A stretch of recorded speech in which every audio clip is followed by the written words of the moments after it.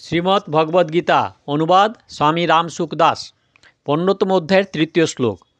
ন রূপমস্যঃ তথোপলভ্যতে নান্তঃ ন চারদীর্ন চ সম্প্রতিষ্ঠা অশ্বত্থমেনং সুবীরূঢ়মূলমঃ সঙ্গস্ত্রেণ দৃঢ়েণ ছিত্তা।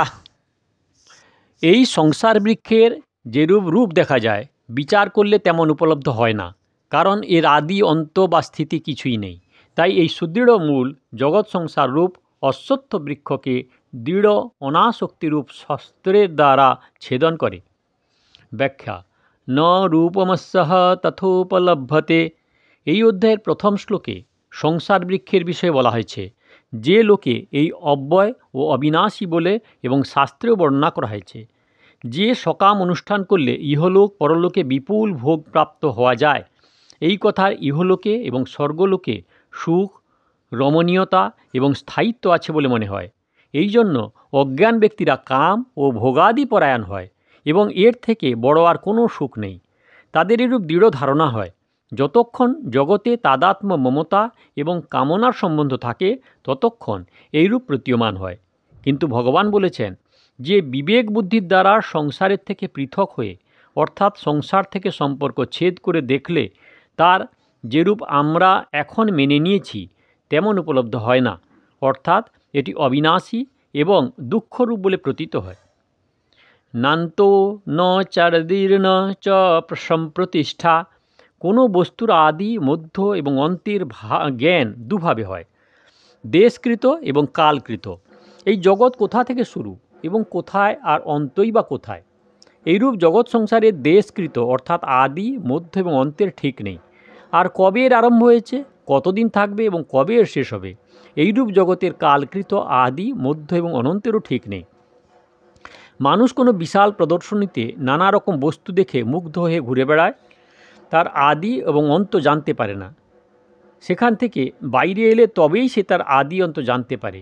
তেমনি সংসারের সঙ্গে সম্পর্ক বজায় রেখে ভোগাদিতে প্রবৃত্ত থাকলে কখনো এই সংসারের আদি অন্ত জানা সম্ভব নয়।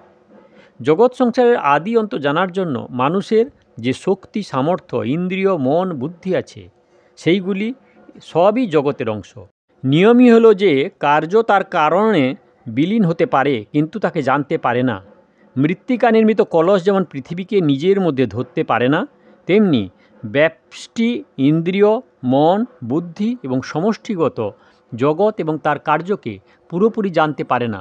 সুতরাং জগৎ থেকে, মন, বুদ্ধি, ইন্দ্রিয় থেকেও পৃথক হলেই জগতের স্বরূপ বা স্বয়ংয়ের সাহায্যে ঠিকমতো জানা সম্ভব হয়। প্রকৃতপক্ষে জগতের কোনো স্বাধীন সত্তা বা স্থিতি নেই, আছে শুধু উৎপত্তি এবং বিনাশের ক্রম। জগৎ সংসারের এই উৎপত্তি বিনাশের প্রবাহই স্থিতিরূপে প্রতীয়মান হয়। আসলে দেখা যায় যে উৎপত্তিও নেই, শুধুমাত্র বিনাশ আছে, যা স্বরূপত এক মুহূর্ত স্থায়ী হয় না।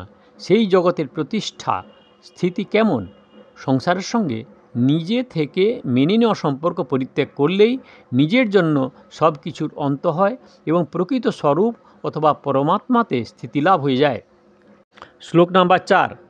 ততঃ পদং তৎ পরিমার্গিতব্যং যস্মিন গতা ন নিবর্তন্তি ভূয়ঃ তবেম চাদ্যং পুরুষং প্রপদ্যতঃ প্রবৃত্তিঃ প্রপৃশ্রিতা পুরাণী। তারপর সেই পরম পদ পরমাত্মার অন্বেষণ করতে হয়, যাকে প্রাপ্ত হলে মানুষ আর ইহ জগতে ফিরে আসে না এবং যার হতে অনাদিকাল থেকে এই সৃষ্টি বিস্তার লাভ করেছে। আমি সেই অনাদি পুরুষ পরমাত্মার শরণ গ্রহণ করি। ব্যাখ্যা: ততঃ পদং তৎ পরিমার্গিতব্যং। ভগবান আগের শ্লোকে ছিত্তা পদটির দ্বারা জগৎ থেকে সম্পর্ক বিচ্ছেদ করার কথা বলেছেন। এতে প্রমাণিত হয় যে পরমাত্মাকে অন্বেষণ করার আগে সংসার থেকে সম্বন্ধ বিচ্ছেদ করা অত্যন্ত প্রয়োজন। কারণ পরমাত্মা সমস্ত দেশ, কাল, বস্তু, ব্যক্তি, ঘটনা, পরিস্থিতি ইত্যাদিতে একইভাবে বিদ্যমান। শুধুমাত্র জগতের সঙ্গে নিজ সম্পর্ক মেনে নেওয়ার জন্য নিত্যপ্রাপ্ত পরমাত্মার অনুভবে প্রতিবন্ধকতার সৃষ্টি হয়।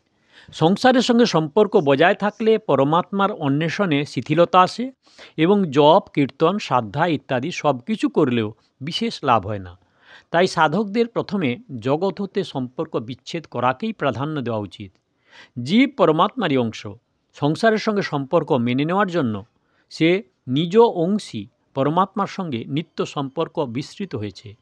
সুতরাং এই ভ্রম দূর হলে আমি ভগবানেরই এই প্রকৃত স্মৃতি ফিরে আসে।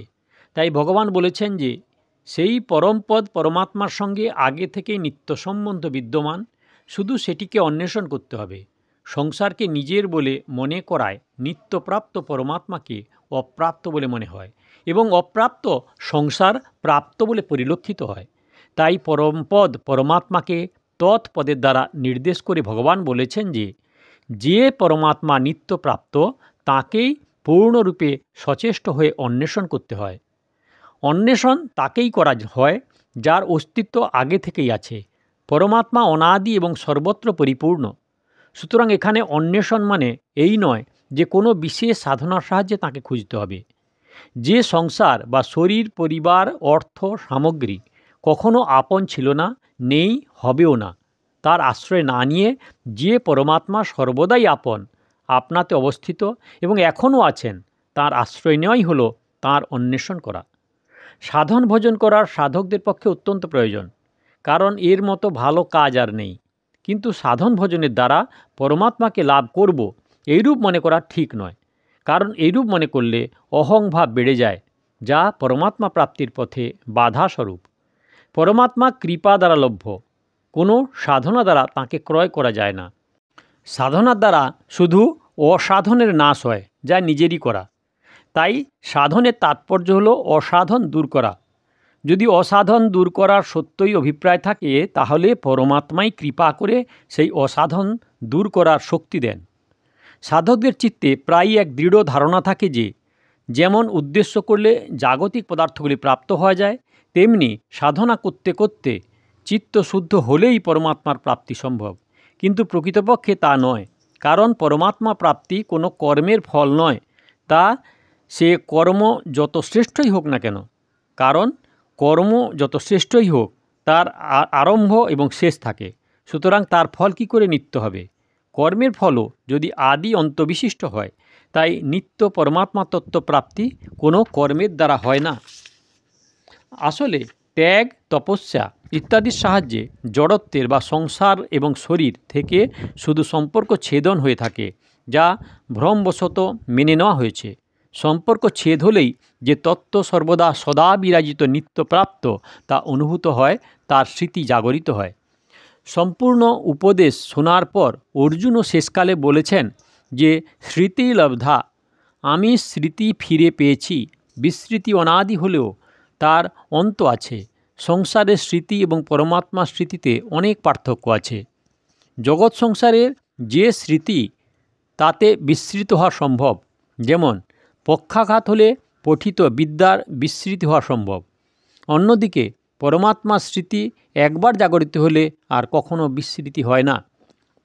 যেমন পক্ষাঘাত হলেও নিজের অস্তিত্বের আমি আছি বিস্মৃতি হয় না, কারণ এই যে সংসারের সঙ্গে কোনো সম্পর্ক হয় না এবং পরমাত্মার সঙ্গে সম্পর্ক কখনো চ্যুত হয় না।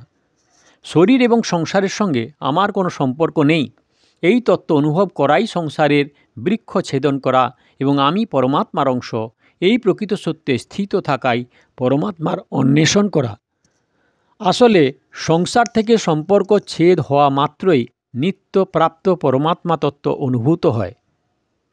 যস্মিন গতা ন নিবর্তন্তি ভূয়ঃ, যাকে প্রথম শ্লোকে ঊর্ধ্বমূলম পদে এবং এই শ্লোকে অদ্যম পুরুষম পদে বলা হয়েছে এবং পরে ষষ্ঠ শ্লোকে যার বিস্তারিত বর্ণনা করা হয়েছে, সেই পরমাত্মা তত্ত্বের নির্দেশ এখানে অস্মিন পদের দ্বারা করা হয়েছে। জলবিন্দু যেমন একবার সমুদ্রে মিশে গেলে তাকে আর পৃথক করা যায় না, তেমনি পরমাত্মার অংশ বা জীবাত্মা পরমাত্মাকে প্রাপ্ত হলে তাকে আর পৃথক করা যায় না। সুতরাং পুনরায় জগতে ফিরে আসে না। প্রকৃতি এবং তার কার্য গুণাদির প্রতি আসক্তির জন্যই উচ্চ নিজ জনিতে জন্মগ্রহণ করতে হয়। তাই সাধক যখন নিরাসক্ত শস্ত্রের সাহায্যে গুণাদির আসক্তি সর্বতোভাবে ছেদন করেন, তখন তার পুনর্জন্মের প্রশ্নই ওঠে না। যতঃ প্রবৃত্তিঃ সপ্রীতা পুরাণী, এই পরমাত্মাই সমস্ত জগতের স্রষ্টা। তিনি এই জগতের আশ্রয় এবং প্রকাশক। মানুষ ভ্রমবশত জাগতিক সুখ অনুভব করে জগৎ সংসারের দিকে আকর্ষিত হয় এবং জগতের রচয়িতা পরমাত্মাকে ভুলে যায়। পরমাত্মার সৃষ্ট এই জগৎ যখন এত প্রিয় লাগে, তাহলে পরমাত্মাকে কত প্রিয় লাগবে? যদিও সৃষ্ট বস্তুতে আকর্ষিত হওয়া একভাবে রচয়িতাকেই আকর্ষিত হওয়া, তবুও মানুষ অজ্ঞানবশত সেই আকর্ষণে পরমাত্মাকে কারণ বলে মনে না করে জগৎ সংসারকেই কারণ বলে মনে করে এবং তাতেই আবদ্ধ হয়। প্রাণীমাত্রেরই স্বভাব হলো এই যে সে যাকে সবথেকে বড় বলে মনে করে অথবা যার থেকে কিছু পাওয়ার আশা করে তারই আশ্রয় গ্রহণ করতে চায়, তাকেই লাভ করার জন্য প্রাণপণ চেষ্টা করে। যেমন জগতে লোক ধন প্রাপ্তির জন্য এবং তার সংগ্রহের জন্য অত্যন্ত তৎপরতার সঙ্গে লেগে থাকে, কারণ অর্থের দ্বারা তার পছন্দ অনুযায়ী বস্তু লাভ করার আশা থাকে। তারা ভাবে যে শরীর নির্বাহের বস্তুসমূহ অর্থের দ্বারাই পাওয়া যায়। নানা প্রকার ভোগ আরামের সামগ্রীও অর্থের দ্বারাই প্রাপ্ত হয়। অতএব অর্থপ্রাপ্তি হলে আমি সুখী হব এবং লোকে আমাকে ধনী বলে মনে করে খুব সম্মান করবে। এইভাবে অর্থকে সবার উপরে মেনে নিয়ে তারা লোভের বশবর্তী হয়ে অন্যায় এবং পাপ কাজ করতেও দ্বিধাবোধ করেন না। এমনকি তারা শরীরের আরামকেও উপেক্ষা করে অর্থ উপার্জনেই তৎপর হয়ে থাকে। তার কাছে অর্থের থেকে বড় আর কিছু নেই। এইরূপই সাধক যখন বুঝতে পারেন যে পরমাত্মার থেকে বড় আর কিছু নেই এবং তার প্রাপ্তিতে এমনই আনন্দ লাভ হয় যেখানে জগতের সমস্ত সুখই বিস্বাদ হয়ে যায়, তখন তিনি পরমাত্মাকেই লাভ করার জন্য তৎপরতার সঙ্গে লেগে যান। তমেব চাদ্যং পুরুষং প্রপদ্যে, যার কোনো আদি নেই, যিনি সকলের আদি, সেই আদি পুরুষ পরমাত্মারই আশ্রয় নেওয়া উচিত। পরমাত্মা ব্যতিরেকে কোনো আশ্রয় স্থায়ী নয়। অন্য আশ্রয় প্রকৃতপক্ষে কোনো আশ্রয়ই নয়, বরং সেই আশ্রয় গ্রহণকারী পতনকারী হয়। যেমন সমুদ্রে ডুবন্ত ব্যক্তির কুমিরের আশ্রয় গ্রহণ, সেই মৃত্যু সংসারের সকল আশ্রয়ই কুমিরের আশ্রয়ের মতো। সুতরাং মানুষের এই বিনাশশীল জগৎ সংসারের আশ্রয় না নিয়ে অবিনাশী পরমাত্মার আশ্রয়ই গ্রহণ করা কর্তব্য। সাধক যখন সম্পূর্ণভাবে চেষ্টা করেও নিজ দোষ দূর করতে সক্ষম হয় না, তখন তিনি নিজের শক্তির উপর বিশ্বাস হারিয়ে ফেলেন। ঠিক এইরূপ সময়ে যদি তিনি নিজের শক্তিতে সর্বতোভাবে নিরাশ হয়ে একমাত্র ভগবানের আশ্রয় গ্রহণ করেন, তাহলে ভগবৎ কৃপায় তাঁর দোষ নিশ্চিত রূপে দূর হয়ে ভগবৎ প্রাপ্তি হয়। তাই সাধকের ভগবৎ প্রাপ্তিতে কখনো নিরাশ হওয়া উচিত নয়। ভগবানের শরণ গ্রহণ করে নির্ভর এবং নিশ্চিন্ত হওয়া উচিত। ভগবানের শরণাগত হলে তার কৃপায় বিঘ্ননাশ এবং ভগবৎ প্রাপ্তি উভয় সিদ্ধি লাভ হয়। সাধকের যেমন সাংসারিক আসক্তি ত্যাগ করতে হয়, তেমনি নিরাসক্তির আসক্তিও ত্যাগ করতে হয়। কারণ অনাসক্তি হলেও সাধকের মধ্যে আমি অনাসক্ত এইরূপ সূক্ষ্ম অহংকার থাকে, যা পরমাত্মার শরণাগত হলে সহজে মিটে যায়। পরমাত্মার শরণাগত হওয়ার তাৎপর্য হলো নিজ শরীর, ইন্দ্রিয়, মন, বুদ্ধি, অহংবোধ, অর্থ সম্পদ, পরিবার, গৃহ ইত্যাদি সমস্ত পদার্থই পরমাত্মাকে অর্পণ করে দেওয়া, অর্থাৎ ওইসব পদার্থগুলি থেকে নিজ আপন ভাব সর্বতভাবে দূর করা। শরণাগত ভাবের মধ্যে দুইটি ভাব থাকে, আমি ভগবানের আর ভগবান আমার। এই দুয়ের মধ্যেও আমি ভগবানের এবং ভগবানের জন্য এই ভাবটি বেশি ভালো, কারণ ভগবান আমার এবং আমার জন্য। এইভাবে নিজের জন্য ভগবানের কাছে কিছু প্রার্থনা থাকে। অতএব সাধক ভগবানের কাছে নিজের ইচ্ছানুযায়ী কিছু করতে চায়, কিন্তু আমি ভগবানের এবং ভগবানেরই জন্য এই ভাবটি কেবল ভগবানের ইচ্ছাই প্রকাশ করে। এইরূপ সাধকের মধ্যে নিজের জন্য কোনো কিছু করা বা পাওয়ার ভাব না থাকায় এটি প্রকৃতপক্ষে অনন্য শরণাগতি।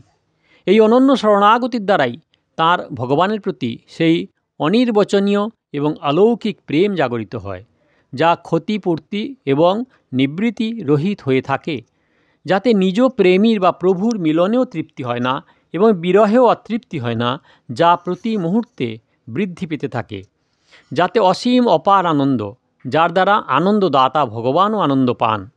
তত্ত্বজ্ঞান লাভের পর যে প্রেম লাভ হয়, সেই প্রেম অনন্য শরণাগতির দ্বারা লাভ করা যায়।